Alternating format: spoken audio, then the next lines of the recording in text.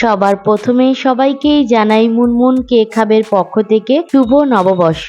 শুধুমাত্র মন থেকে এই কামনাই করি আমার কাছের জন যারা আছো আর আমার ইউটিউব ফ্যামিলির সবাই নতুন বছর খুব খুব আনন্দ করে কাটাক। আজকে তোমাদের সাথে শেয়ার করব ম্যাঙ্গো কেকের ইউনিক এক ডিজাইন। এই কেকটার অর্ডার ছিল আমার এক বান্ধবীর তরফ থেকে তার 2 বছরের মেয়ের জন্য।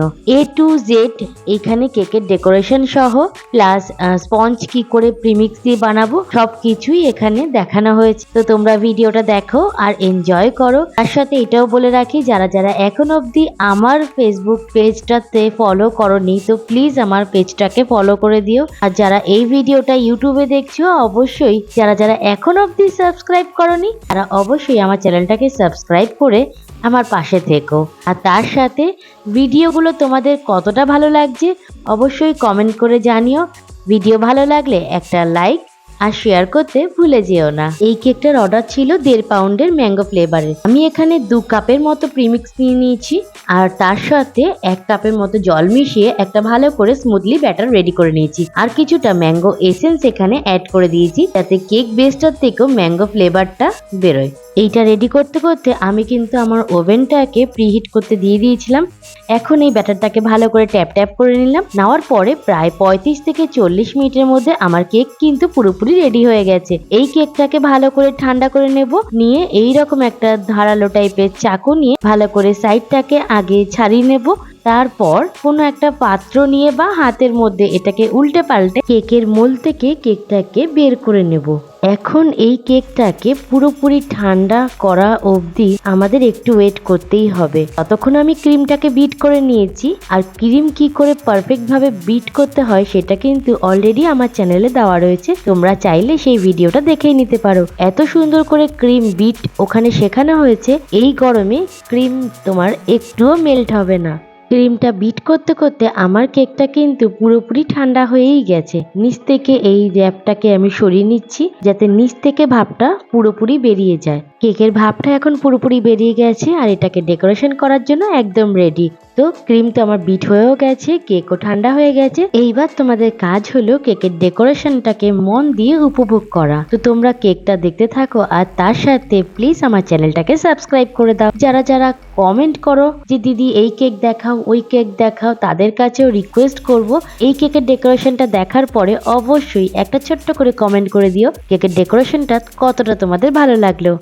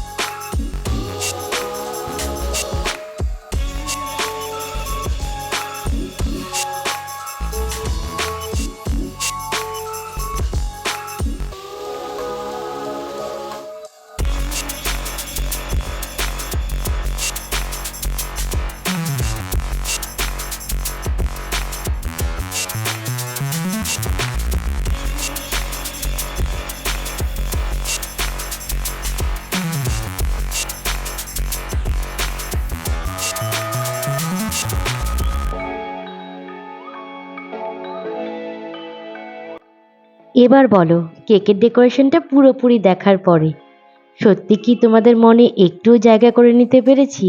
যদি সত্যিই জায়গা করে নিই তো প্লিজ আমার চ্যানেলটাকে সাবস্ক্রাইব করে দিও। ভিডিওটা ভালো লাগলে প্লিজ লাইক শেয়ার সাবস্ক্রাইব। আর এই ভিডিওটাই যারা ফেসবুকে দেখবে অবশ্যই আমার পেজটাকে ফলো করে দিয়ে আমার সঙ্গে থেকো। কমেন্ট করে জানিও ডেকোরেশনটা তোমাদের কতটা ভালো লাগলো। দেখা হবে আবারও, সবাই ভালো থেকো। হর হর মহাদেব।